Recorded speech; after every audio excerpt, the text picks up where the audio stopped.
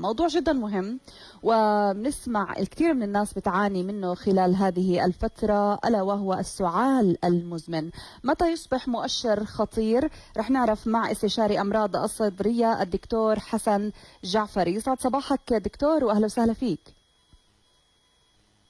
اهلا، صباح الخير. يا أهلا وسهلا فيك. المستمعين. أهلا وسهلا فيك دكتور. بدي أبدأ اليوم بالمدة اللي ممكن نعتبر فيها السعال بأنه أصبح خطير، أو ليس سعال مثلا بسبب نزلة برد أو مرض أو فيروس بسيط، أو مثلا زي ما بتصيب كثير من الناس تحسس لفترة محددة. متى يصبح هذا السعال مثلا خطير، وبعد أي مدة وفترة زمنية؟ شوفي آيات، احنا عشان نكون علميين نعم. في الطب دائما في مساحات رمادية زي ما بيحكوا، يعني ما في دائما أبيض وأسود، لكن احنا يعني بشكل عام أي سعال فوق الثلاث أسابيع ببلش يصير اسمه سعال مزمن. نعم. وبعديها ببلش إنه نفكر بالأسباب والموجبات للعلاج يعني. هذا بالنسبة لسؤالك الأول. النقطة المهمة إنه أهمية الشيء دائما بتكمن مع أي شريحة نحن بنتعامل. يعني أنا ما بنتظر على سعال 3 أسابيع عند الفئات المختصرة، مثل الناس اللي مناعتهم نازلة، صحيح. الناس اللي عندهم سكري، اللي بيتعالجوا عشان القلب، اللي بيغسلوا كلى، اللي بياخذوا مثبطات مناعيه، امراض روماتيزميه مزمنه. يعني دائما نتناول نحن الشيء بناء على الشريحه اللي بنتعامل معها، ولكن المحدد الزمني هو ال3 أسابيع. فوق ال3 أسابيع يجب انه السؤال يتاخذ على محمل الجد، وانه ينبحث فيه بحث كامل يعني. نعم. شو ممكن تكون الأسباب؟ هل ممكن يكون فعلا هي حالة مرضية بسيطة بسبب تغيرات الطقس؟ خلينا نحكي، وإحنا بنعرف هلأ موسم تقلب بالفصول وتغيرات بتكون بين الصبح والمساء، أو إنه ممكن يكون فعلا تحسس موسمي، أو ممكن متى يكون حالة خطيرة تستدعي مثلا الانتباه؟ صحيح. يعني هو الحساسية هي من الأسباب الشائعة اللي بتصيب جزء من الناس. يعني مش كل الناس اللي يكون عندهم التهابات أو نزلات برد أو رشوحات ممكن سالتهم تتحول لتحسس، ولكن جزء مش بطال من يعني الناس اللي بيمرضوا في الشتاء تتحول سالتهم بسبب الحساسية.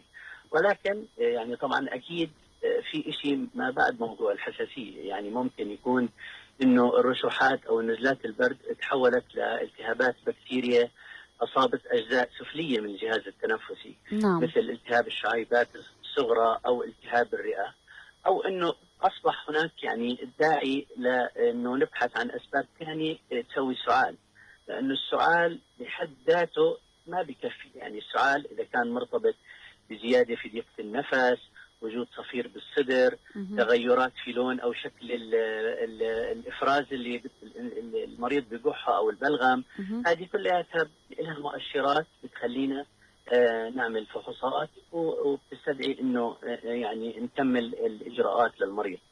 نعم.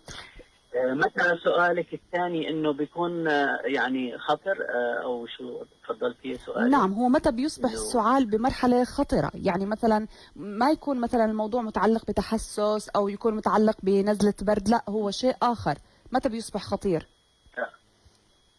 يعني شوف، السعال اللي بيصاحبه يعني ازدياد في ضيق النفس بدون سبب مبرر، يعني بقصد انه يعني ما عنده مبرر هذا المريض يكون عنده ضيق تنفس متزايد. نعم. سعال بيصاحبه بصاق دم احيانا، سعال بيصاحبه احيانا نوع من انواع الدوخه او فقدان الوعي من كثره شده السعال. سعال عند مريض عنده خلينا نقول مشاكل في القلب او مشاكل في الاعصاب، بحيث انه نوبه السعال عم تؤدي لمضاعفات على هذول الاعضاء، هذا كله يعتبر خطير واكيد بده متابعه. العلاج اللي بتنصح فيه دكتور، وكثير من الناس بتلجأ للعلاجات الطبيعية، أو خلينا نحكي مثل الأعشاب، الأشياء اللي ممكن تكون مثلا من داخل المنزل، بتنصح فيها ولا لا هذه الخيارات؟ وشو بتنصح بالعلاج ومتابعة حالة المريض؟ يعني شوفي، نحن نزلات البرد والشعب الهوائية البسيطة يعني بكفي انه المريض يكون جسمه هايدريتد او يكون يعني يشرب قدر كافي من السوائل الدافيه، على اساس السوائل الدافيه بتشجعنا انه نخرج هذا الفيروس مم. من منطقه الفم والحلق عن طريق شرب السوائل، نطلعه برا الجسم. بس هو مم. بشكل عام لا يوجد شراب للسعال يعني مثبت علميا انه بيفيد. في فئات معينه بتستفيد من بعض انواع الادويه، وفي مم. فئات من المرضى ما بيستفيدوا. ما عندي مانع رغم اني انا مش خبير اعشاب انه الناس تشرب الاعشاب المعروفه. نعم. يعني نحن لانه بالعيادات احنا والزملاء بنسمع باسماء اعشاب يعني مم. زي ما بيحكوا ما انزل الله بها من سلطان، ولكن يعني الاعشاب المعروفه صحيح. يعني ممكن يشربها مم. الانسان. علما انه في جزء كثير من المرضى مثلا بتحسسوا اذا شربوا مثلا، على سبيل المثال انا ما بحكي للكل، من الزنجبيل، من القرفه، من الاشياء اللي فيها ماده المنثول او النعناع. يعني في ناس مثلا بتضايقوا من هذا، بيزيد السعاده تبعتهم تزيد. هذا نعم. معناته انه ما بيقدر يشرب الاشياء الموجوده في البيت، بيضطر يعني نروح لشيء ثاني. صحيح. هو التعميم صعب، لكن نحن لازم جسمنا يكون هايدريتد، نشرب سوائل كافيه، وخصوصا اذا كان السبب فيروسي. مم. نحاول نبتعد عن الاشياء المثيرات، يعني مم.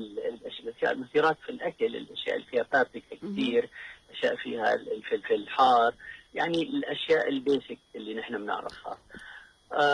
والعلاج الدوائي طبعا يعني كل شيء حسب المسبب تبعه.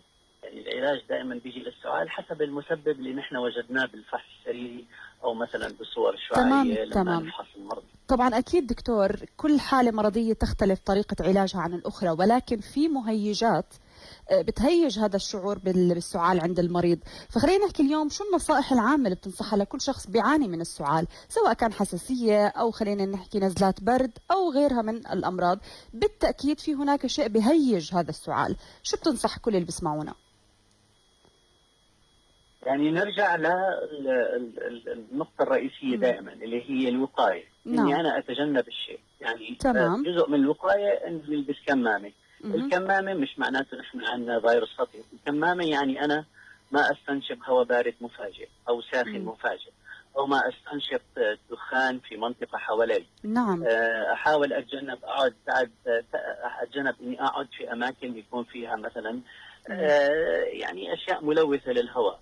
فانا لبس الكمامه بالنسبه لمرضانا كثير بخفف من خلينا نقول من الهواء المباشر اللي بيدخل مم. سواء عن طريق الانف او الفم. بس بدي اتاكد على نقطه، خلينا نتعامل مع الانف ايضا على انه بدايه الجهاز التنفسي زي ما نحن بنعرف.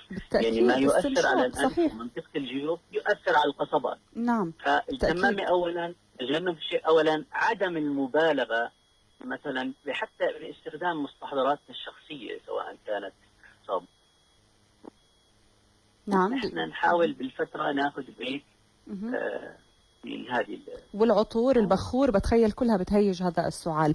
طيب دكتور، يعني ماذا عن الأشخاص المدخنين؟ في أشخاص مدخنين بشراهة، وللأسف حتى وقت ما يكون عندهم سعال أو نزلات برد أو أي مرض معين صدري أو مرتبط بحساسية معينة، ما بيستطيعوا يتوقفوا عن التدخين. شو نصيحتك لهم؟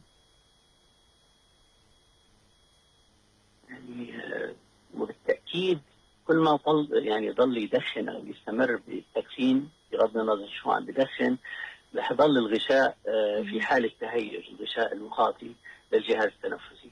رقم اثنين، استفادته من الدواء رح تكون كثير ضئيله. مهم. يعني اذا اقتنع انه هو مش رح يستفيد على الدواء وايش مثلا يعني الاجراء ما حيستفيد منه الا اذا توقف تماما.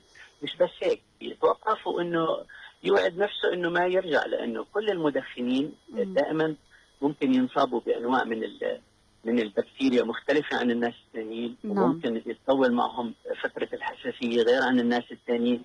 يعني فهذا يعني اتصور انه كل انسان بيعرف مصلحته، انه اذا توقف كثير رح يفرق معه الاستفاده والمده مم. العلاجيه يعني.